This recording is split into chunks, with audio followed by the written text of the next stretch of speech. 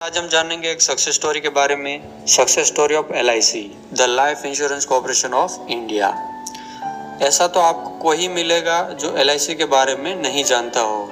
यहाँ तक कि आपके घर में या रिलेटिव्स में से कोई ना कोई तो LIC के साथ किसी ना किसी स्कीम से जुड़ा ही होगा। यह संभव कर दिखाया है LIC ने। आज हम LIC के वर्तमान स्टेटस के बारे में पहले नहीं जानेंगे। पहले जानेंगे कि कैसे LIC की शुरुआत हुई। दोस्तों, LIC फॉर्म हुई थी 1 सितंबर 1956 को। 1956 से पहले इंडिया में बहुत सारी इंश्योरेंस कंपनियां हुआ करती थी, लगभग 250-300 से भी ऊपर। हिंदुस्तान में सबसे पहली लाइफ इंश्योरेंस कंपनी की शुरुआत हुई थी 1818 कोलकाता में, जिसका नाम था ओरिएंटल लाइफ इंश्योरेंस कंपनी। यह कंपनी यूरोपियन लोग जो कि हिंदुस्तान में रह रहे हैं उनको टारगेट किया करती थी। बाद में सुरेंद्रनाथ टैगोर ने हिंदुस्तान इंश्योरेंस सोसाइटी नाम से कंपनी शुरू की। 1870 में the Bombay mutual life insurance society की शुरुआत हुई। धीरे धीरे बहुत सारी कंपनियां भारत में शुरू हुई, करीबन 250, पर इन कंपनियों पे लोगों का भरोसा ना के बराबर था। इसका कारण था कुछ ऐसी कंपनियां जो फ्रॉड किया करती थी, लोगों के पैसे लेकर फरार हो जाती थी। लोगों का भरोसा इंश्योरेंस कंपनियों पे से उठ गया था और धीरे धीरे सबने इंश्योरेंस से मुंह मोड़ लिया। 1947 में देश आज़ाद हुआ। आज़ादी के बाद बनी सरकार ने इस मुद्दे को समझा और 1956 में the life insurance of India act पास किया, जिसमें एक दो नहीं पर 245 इंश्योरेंस कंपनियों को एक करके एक कंपनी बनाई, जिसका नाम था LIC, the life insurance corporation of India.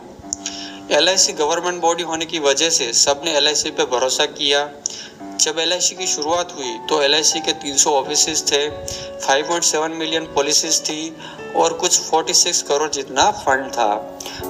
उस टाइम पे भारत सरकार के बनाए गए life insurance of India act के अनुसार इंश्योरेंस कंपनियों का प्राइवेटाइजेशन नहीं हो सकता था। मतलब कि कोई बिजनेसमैन प्राइवेट इंश्योरेंस कंपनी शुरू नहीं कर सकता था, जिसका मतलब है कि पूरे भारत में सिर्फ एक ही इंश्योरेंस कंपनी है, LIC। इस बात का LIC को भरपूर फायदा मिला।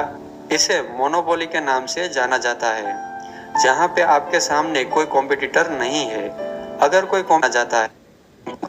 हेलो फ्रेंड्स, आप सबका स्वागत है हमारी channel GBSF good versus bad, success versus failure पे। तो फ्रेंड्स, आज हम जानेंगे 150, पर इन कंपनियों पे लोग से उठ गया था और धीरे धीरे insurance of India act, Bharat सरकार के बनाए गए life insurance of India act के अनुसार इंश्योरेंस कंपनियों का प्राइवेटाइजेशन नहीं हो सकता था।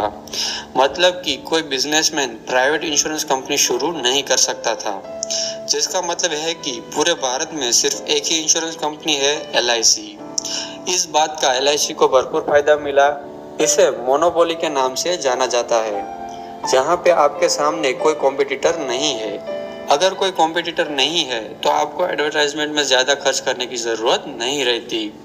इसके अलावा मोनोपोली होने की वजह से LIC को ज़्यादा स्कीम वगैरह देने की ज़रूरत नहीं पड़ी, क्योंकि लोगों के पास सिर्फ एक ही चॉइस है, LIC। इन चीज़ों के चलते LIC बहुत आगे निकल गई।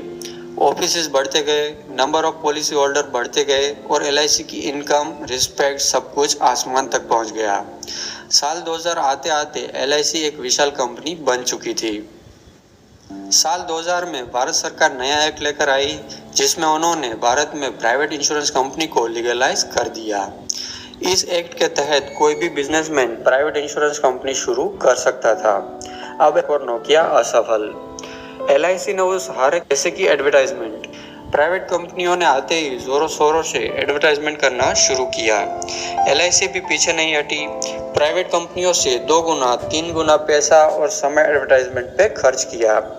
उनसे दुगने तिगने समय के लिए एडवर्टाइजमेंट चलवाई, लोगों को भरोसा दिलवाया कि आपके पैसे सुरक्षित है। इसके लिए LIC का फेमस स्लोगन भी है, जिंदगी के साथ भी, जिंदगी के बाद भी। एडवर्टाइज